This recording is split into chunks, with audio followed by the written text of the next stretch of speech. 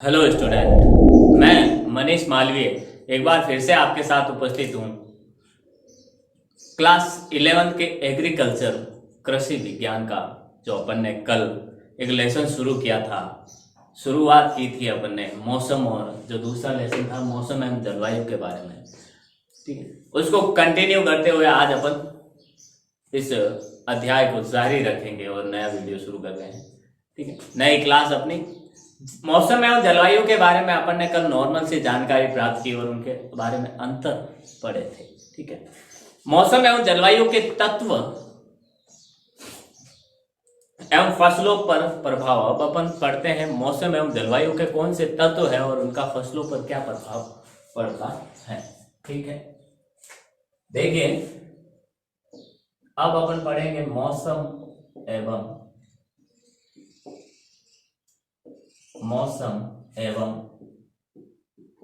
जलवायु के तत्व एवं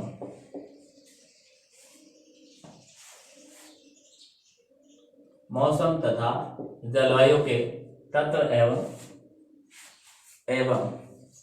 फसलों पर प्रभाव। इनका फसलों पर प्रभाव क्या पड़ता है।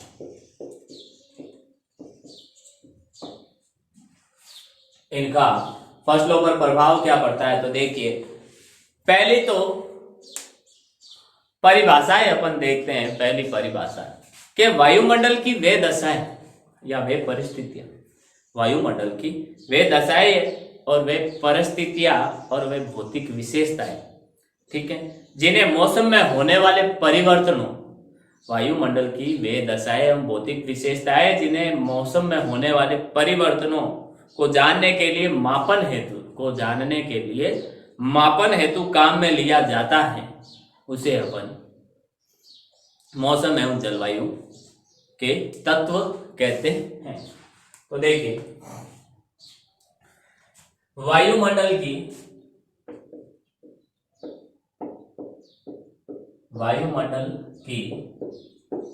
वे दशाएं एवं भौतिक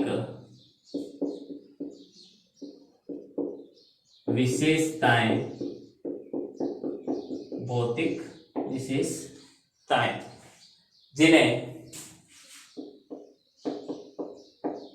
जिन्हें मौसम में होने वाले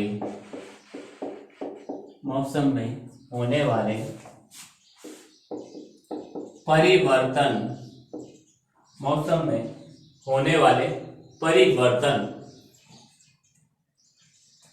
मौसम में होने वाले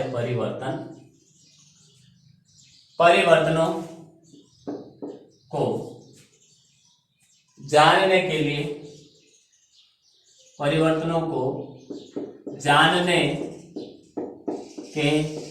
लिए मापन किया जाता है। उन्हें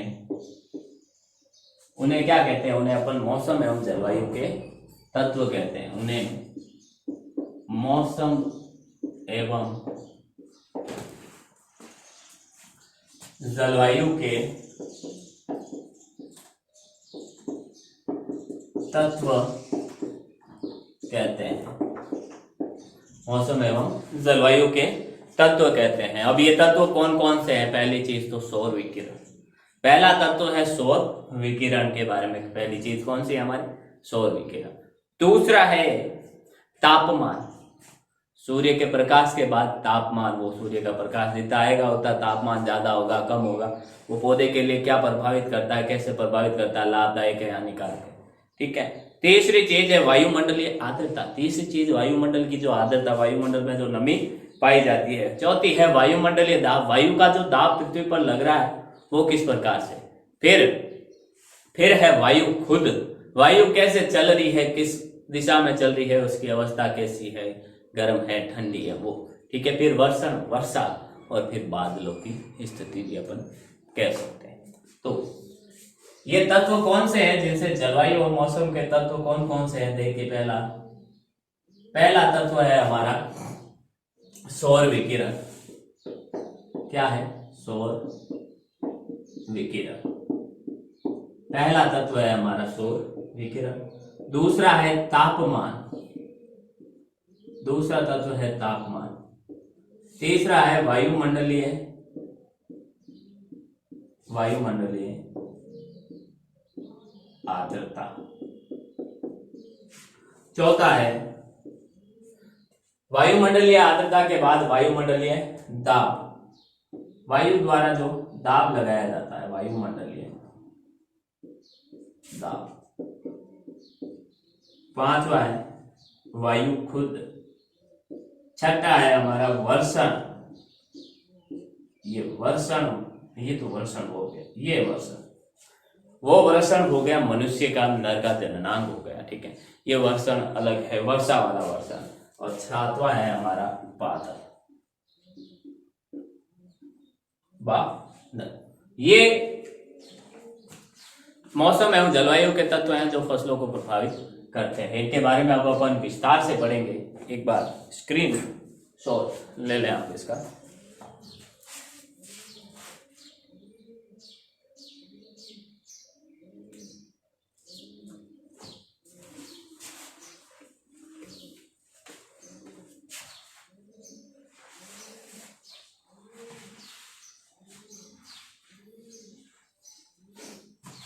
देखिए सौर विकिरण, सौर विकिरण क्या होती है?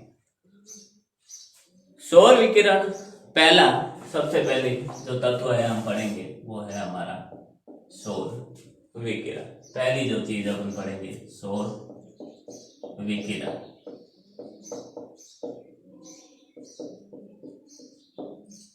सूर्य के प्रकाश के बारे में।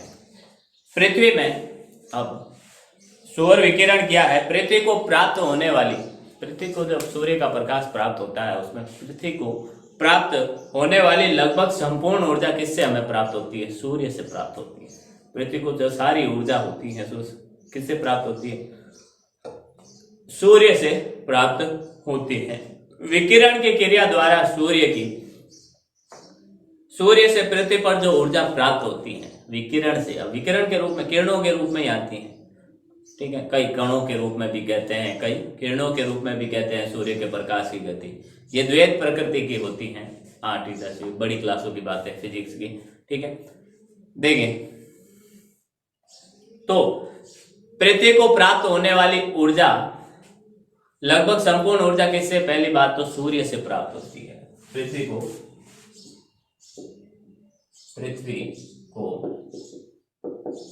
प्राप्त होने वाली संपूर्ण ऊर्जा, पृथ्वी को प्राप्त होने वाली संपूर्ण ऊर्जा सूर्य से प्राप्त होती है।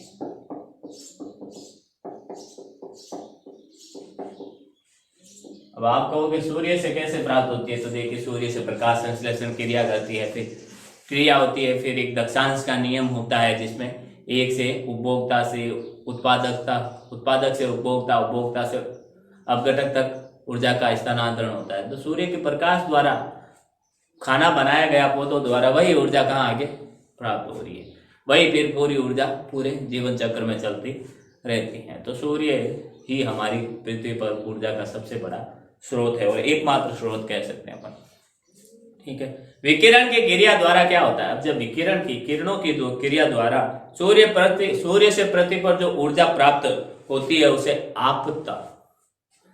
आपतन या सूर्य ताप कहते हैं, ठीक है। विकिरण की क्रिया द्वारा सूर्य से पृथ्वी पर जो ऊर्जा प्राप्त होती है उसे आपतन या सूर्य ताप कहते हैं। उसे आपतन या सूर्य ताप कहते हैं। उसे क्या कहते हैं? सूर्यताप कहते हैं। उसे सूर्यताप कहते हैं। अब प्रकाश संश्लेषण, वाष्पन, ठीक है, और वायु द्वारा, वायु का गर्म आदि प्रक्रियाएं इस ऊर्जा द्वारा ही होती हैं।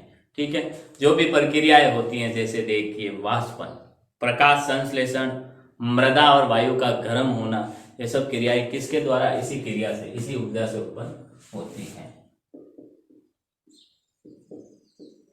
प्रकाश संश्लेषण, जो समुद्र नदियों का पानी भाप बन के उड़ता है, वो क्रिया वाष्पन, ठीक है, वाष्पन, मृदा तथा वायु का गर्म होना, इसी ऊर्जा से होता है। यही ऊर्जा क्या करती है? ये सब क्रियाएं करती हैं। ठीक है, अब इस सौर विकिरण की कौन कौन से गुण हैं? ठीक है, सूर्य के प्रकाश के कौन कौन से गुण हैं और उनका क्या प्रभाव पड़ता है फसलों पर? तो देखिए, इसके अंदर ही एक छोटा सा टॉपिक अपन डाल देते हैं। सौर विकिरण के गुण तथा सौर विकिरण के गुण तथा तथा उनके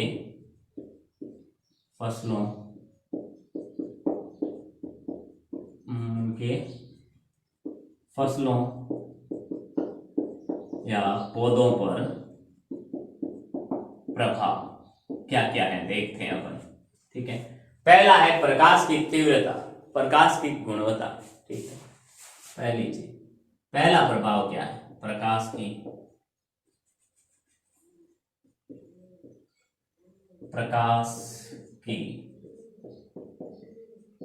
गुणवत्ता के आधार पर, प्रकाश की गुणवत्ता क्या होती है? देखिए, प्रकाश में उपस्थित पराबैंगनी किरणें से पादप कोशिकाओं की वृद्धि रुक जाती है। प्रकाश में जो उपस्थित पराबैंगनी किरणें होती हैं, वो अगर पौधों पर पड़ती हैं तो क्या होता है कि पादप की वृद्धि रुक जाती है, पादप की वृद्धि रुक जाती है और पादप छोटे रह जाते हैं।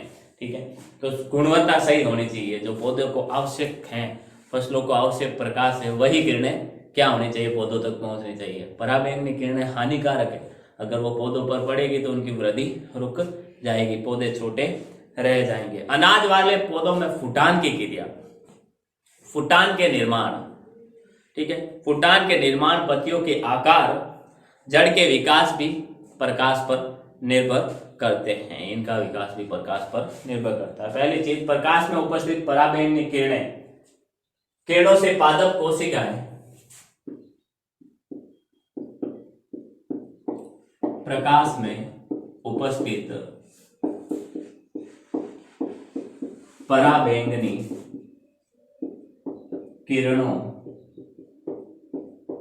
से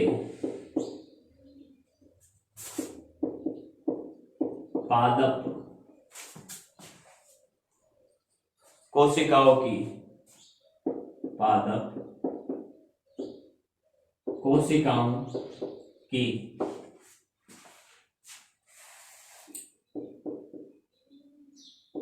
वृद्धि रुक जाती है तथा पादप कोशिकाओं की वृद्धि रुक जाती है तथा पादप कोशिकाओं की वृद्धि रुक जाती है तथा पौधे छोटे रह जाते हैं।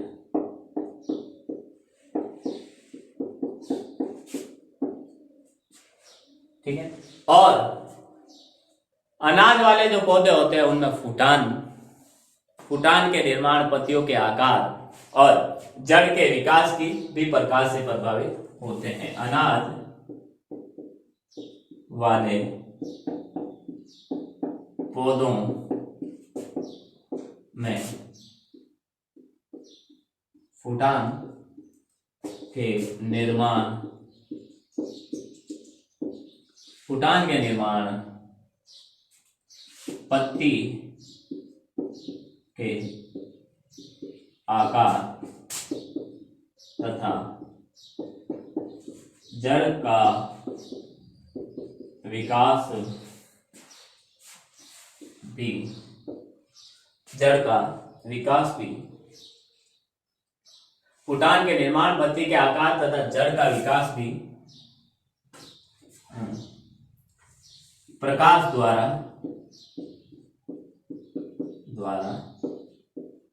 प्रभावित होता है। प्रकाश द्वारा क्या होता है? ये प्रभावित होता है, प्रकाश से यह प्रभावित होता है। अब प्रकाश की जो लाल किरणें होती हैं, प्रकाश की जो लाल रंग की किरणें होती हैं, प्रकाश के अंदर हम जानते हैं प्रकाश के अंदर 7 रंगों से बना होता है, ठीक है, विबग्योर, ठीक है, violet, indigo, blue, green, yellow, orange, red, ये 7 प्रकार के कलर होते हैं। जिसमें जो लाल रंग होता है, रेड रंग की किरणें प्रकाश संश्लेषण एवं अंकुरण, प्रकाश संश्लेषण एवं अंकुरण की क्रिया को सर्वाधिक प्रोन्नत करती हैं तथा दीर्घीकरण को रोकती हैं, ठीक है। पौधे की वृद्धि को तो रोकती है और अंकुरण की क्रिया को, प्रकाश संश्लेषण क्रिया को उत्साहित करती हैं, बढ़ावा देती हैं। इंपॉर्टेंट है ये। प्रकाश की लाल रंग की किरणें, प्रकाश की लाल रंग की किरणें प्रकाश संश्लेषण,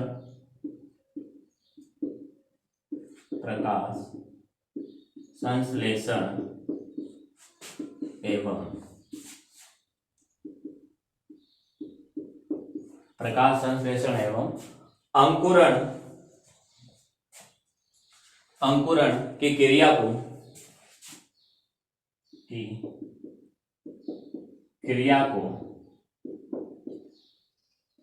अंकुरण की क्रिया को प्रोन्नत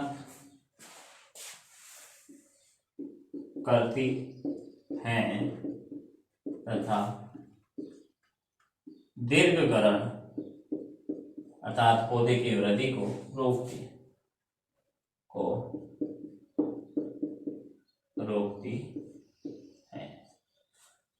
पौधे की वृद्धि को रोकती है, ठीक है। स्क्रीनशॉट लें आप इसका।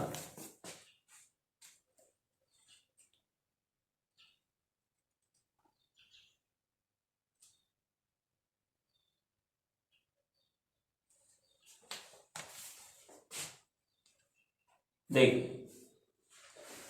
आगे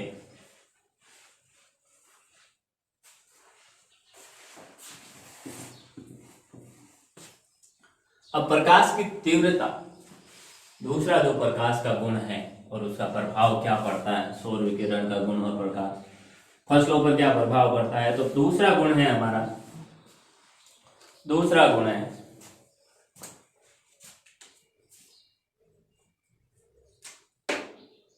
प्रकाश की तीव्रता, प्रकाश की तीव्रता का जो गुण है।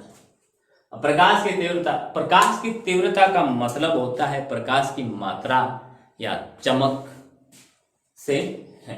प्रकाश की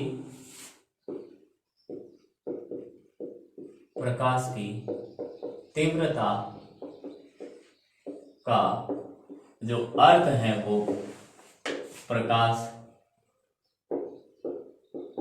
की मात्रा या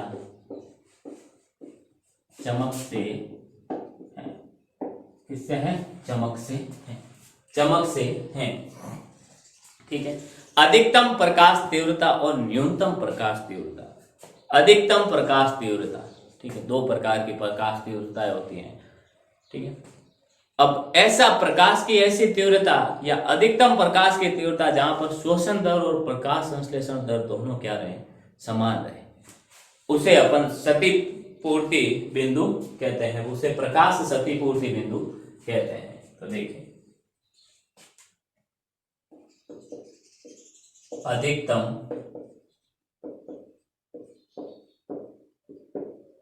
प्रकाश तीव्रता जहां पौधों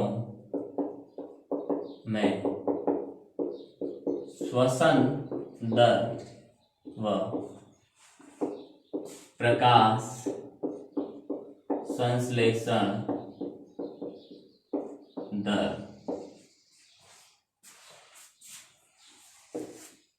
समान रहती है, उसे प्रकाश क्षतिपूर्ति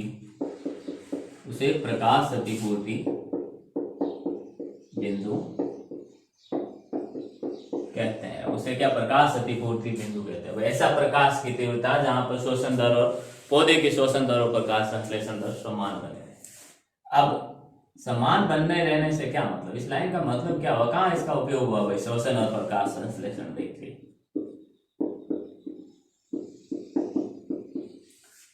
श्वसन और प्रकाश संश्लेषण में, श्वसन क्रिया में पौधे कौन सी गैस लेते हैं, O2 गैस तो लेते हैं और CO2 क्या करते हैं, छोड़ते हैं, CO2 छोड़ते हैं। जबकि प्रकाश संश्लेषण में CO2 लेते हैं और ऑक्सीजन छोड़ते हैं। ठीक है, यहाँ ऑक्सीजन ग्रहण की जाती है, यहाँ छोड़ी जाती है, यहाँ कार्बन डाइऑक्साइड गैस छोड़ी जाती है, यहाँ पर CO2 ग्रहण की जाती है। एक ऐसी प्रकाश तीव्रता जिसमें क्या होगा कि दोनों ही दर समान बनी रहेगी, श्वसन दर और प्रकाश संश्लेषण दर दोनों ही समान बनी रहेगी, अर्थात जितनी मात्रा में ये ऑक्सीजन ग्रहण करेगा प्रकाश संश्लेषण क्रिया द्वारा, उतनी मात्रा में वापस ऑक्सीजन छोड़ दी जाएगी। जितनी ये CO2 छोड़ेगा उतनी मात्रा में प्रकाश संश्लेषण द्वारा वापस ले ली जाएगी। अर्थात ऑक्सीजन और CO2 का जो स्तर है वायुमंडल में वो लगातार क्या रहेगा, समान बना रहेगा, और वही जरूरी है।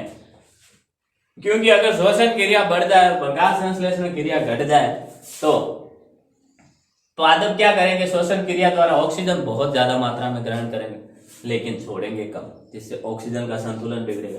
और दूसरी और सबसे खतरनाक बात तो ये होगी कि श्वसन क्रिया द्वारा कार्बन डाइऑक्साइड गैस छोड़ी ज्यादा जाएगी लेकिन वो CO2 गैस को ग्रहण कम किया जाएगा, जिससे क्या होगा, जिससे CO2 बहुत जहरीली गैस है, ग्रीन हाउस प्रभाव फैलाती हैं। ठीक है, तो इसकी मात्रा वायुमंडल में बढ़ेगी तो बहुत ही हमारे लिए क्या है, हानिकारक है, बहुत ही हमारे लिए क्या है, हानिकारक है।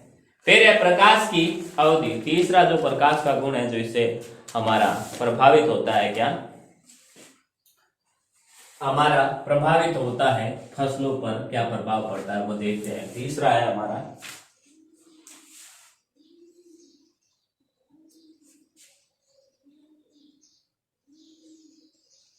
तीसरा गुण है हमारा, देखिए, प्रकाश की अवधि। प्रकाश की अवधि के आधार पर कुछ एक पौधों में बांटा गया है। ठीक है, पौधों को कुछ भागों में बांटा गया है। दीर्घ प्रकाश अवधि वाले, जिनको पादप को पौधे की प्रकाश की आवश्यकता ज्यादा होती है। ठीक है, स्थूल या छोटे प्रकाश अवधि वाले जो पौधे होते हैं, जिनको थोड़े मात्रा में पौधे की आवश्यकता होती है। मध्यम, जो ना तो ज्यादा चाहिए जिनको ना कम चाहिए, मध्यम। ठीक है, और कुछ रात्रिकालीन पादप होते हैं जिनको प्रकाश की आवश्यकता बिल्कुल ही नहीं होती है, जो रात में खिलते हैं।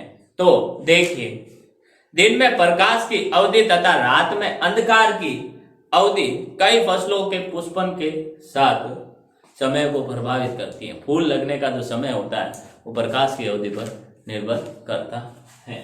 तो देखिए, दिन में प्रकाश की अवधि व दिन में प्रकाश की अवधि व रात में अंधकार की अवधि, दिन में प्रकाश की अवधि तो रात में अंधकार की अवधि कई कई फसलों में कई फसलों में पुष्पन क्रिया को प्रभावित करती हैं। क्या करती हैं? प्रभावित करती हैं। और पौधे के दिन के प्रकाश की अवधि प्रति इस अनुक्रिया को प्रतिदीप्तिकालिकता कहते हैं। पौधे की दिन के प्रकाश की अवधि के साथ अनुक्रिया को अपन क्या कहते हैं? प्रतिदीप्तिकालिकता कहते हैं। पौधे की प्रकाश से की दिन की अवधि के साथ अनुक्रिया को पौधे की प्रकाश के दिन की अवधि के साथ अनुक्रिया को प्रतिदीप्तिकालिकता कहते हैं। प्रतिदीप्तिकालिकता कहते हैं। प्रकाश अवधि के आधार पर पौधे को 4 भागों में बांटा गया है। देखिए, प्रकाश अवधि के आधार पर पौधों को 4 भागों में बांटा गया है। कौन कौन से? पहला है लघु दिवस या अल्प प्रकाश पोषी पौधे। ठीक है, प्रकाशपेक्षी पौधे। पहला है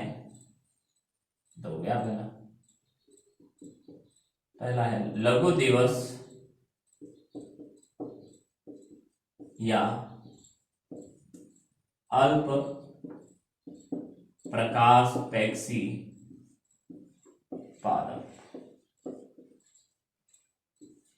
अल्प प्रकाशपेक्षी पादप जो होते हैं, ठीक है।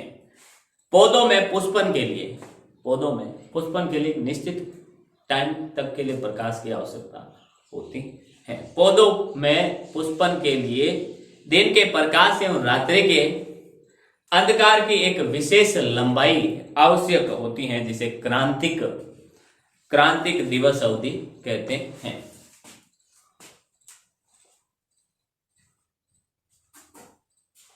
पौधों में पुष्पन के लिए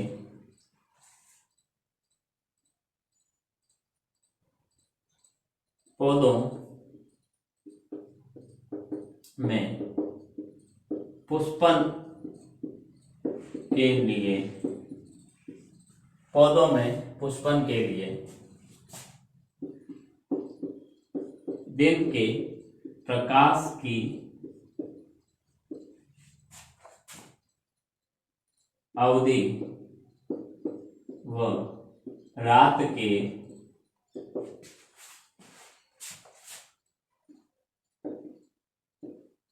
अंधकार की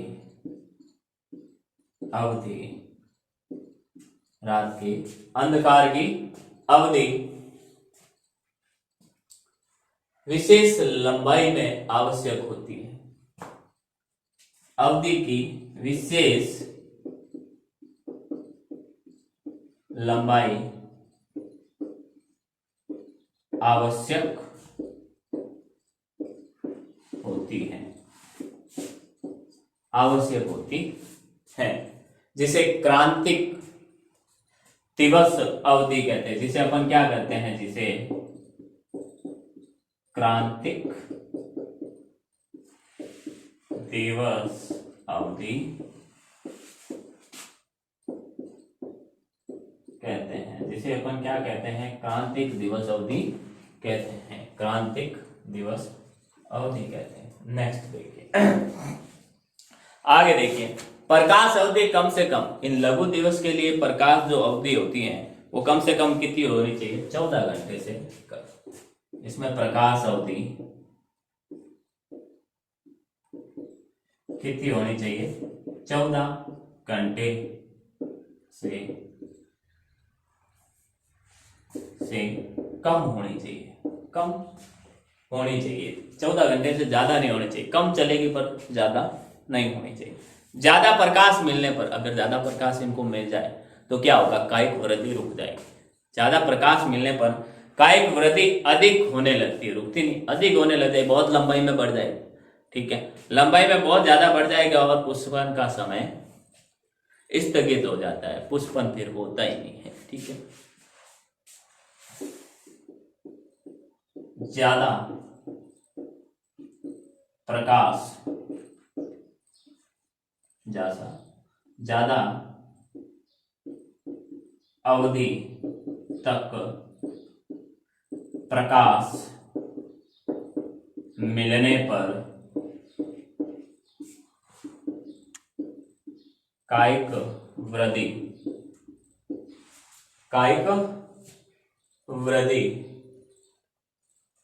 अधिक होने लगती हैं तथा पुष्पन की क्रिया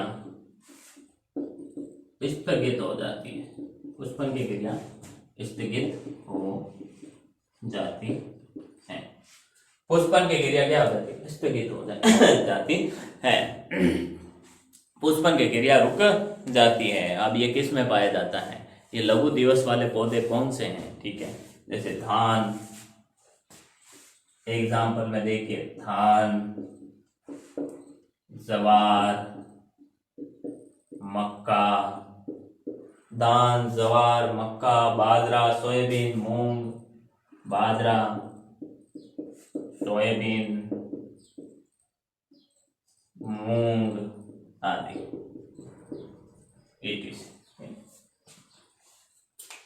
स्क्रीनशॉट लें आप इसका।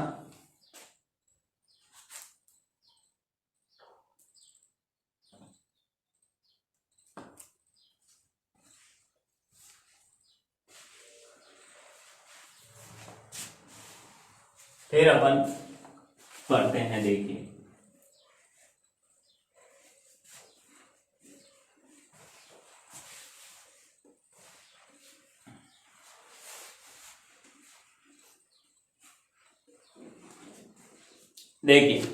ये तो था लघु दिवस।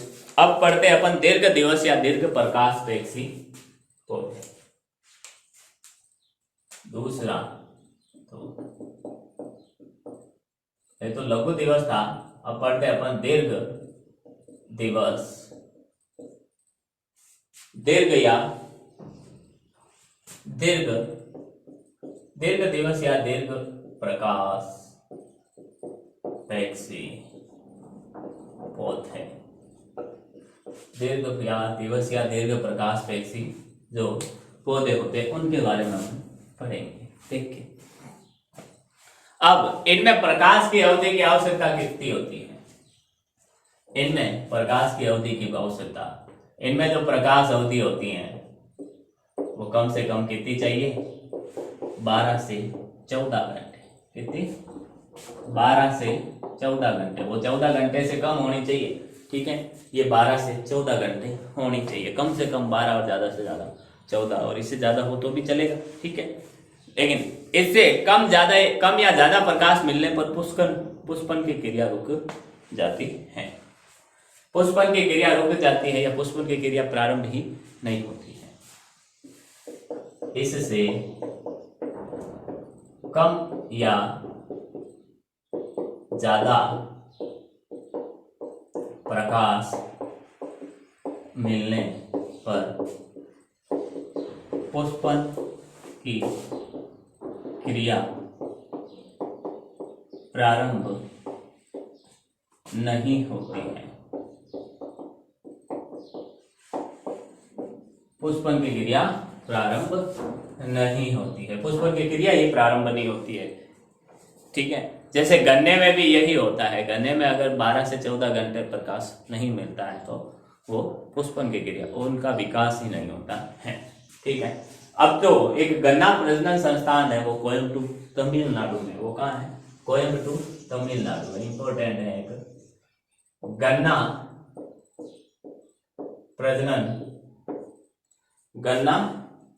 प्रजनन संस्थान कहाँ है,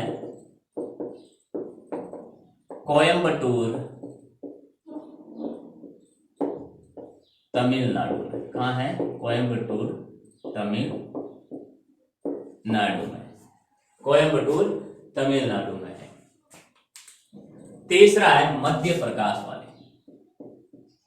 प्रकाश की अवधि के आधार पर हमारा तीसरा है दिवस निष्प्रभावी पौधे। तीसरा है हमारा मध्यवर्ती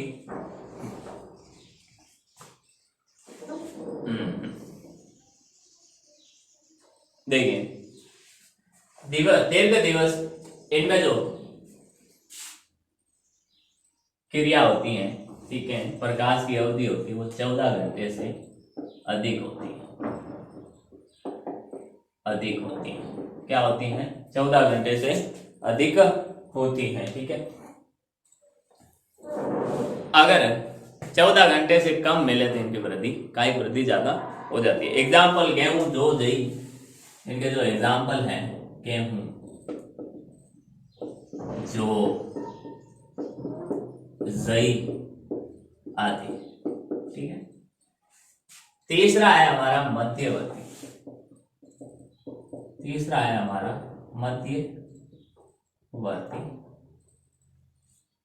मध्यवर्ती प्रदीप्तिकालिक पौधे, मध्यवर्ती प्रदीप्तिकालिक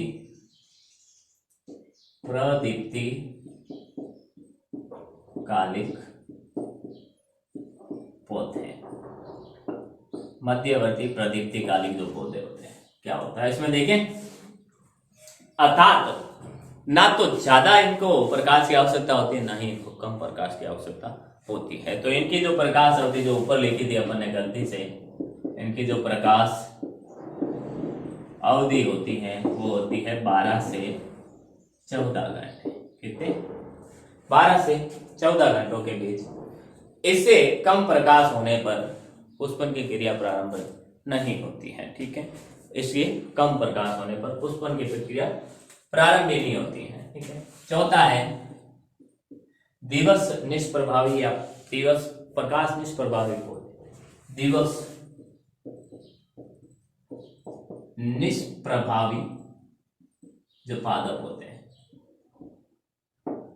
पौधे, दिवस निष्प्रभावी पादप, इनमें क्या होता है, पुष्पन की प्रक्रिया होने के लिए प्रकाश के अवधि से प्रभावित नहीं होती है। ये क्या होते हैं, पुष्पन की, इनमें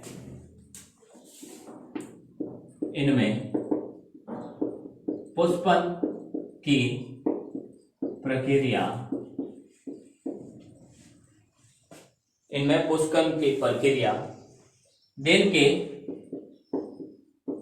के प्रकाश से प्रभावित, दिन के प्रकाश से प्रभावित नहीं होती है। दिन का प्रकाश कैसा था, क्या था, उससे प्रभावित नहीं होती हैं, ये प्रभावित नहीं होती हैं। अर्थात क्या होता है, पुष्पन प्रकाश की अवधि पर निर्भर नहीं करता है, दिवस निष्प्रभावी पौधे कहलाते हैं। अर्थात पुष्पन प्रक्रिया प्रकाश की अवधि पर निर्भर नहीं करता तथा अप्रभावी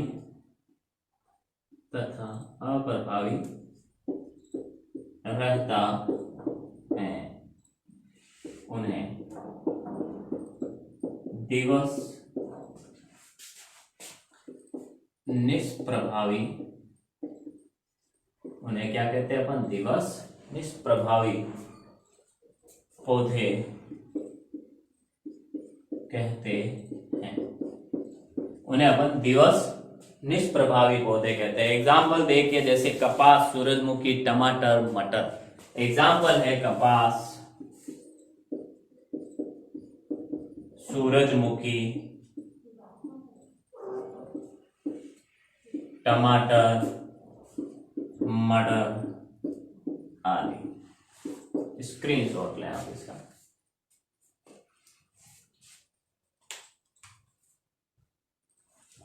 इसके बाद हमारा अगला टॉपिक है, ये तो हो गया सूर्य के प्रकाश या सौर विकिरण के अंदर जो जो चीजें अपन को पढ़नी थी वो अपन ने पढ़ ली, जो पहला प्रभावित करने वाला कारक था उसके बारे में। अगला हमारा वायुमंडलीय तापमान।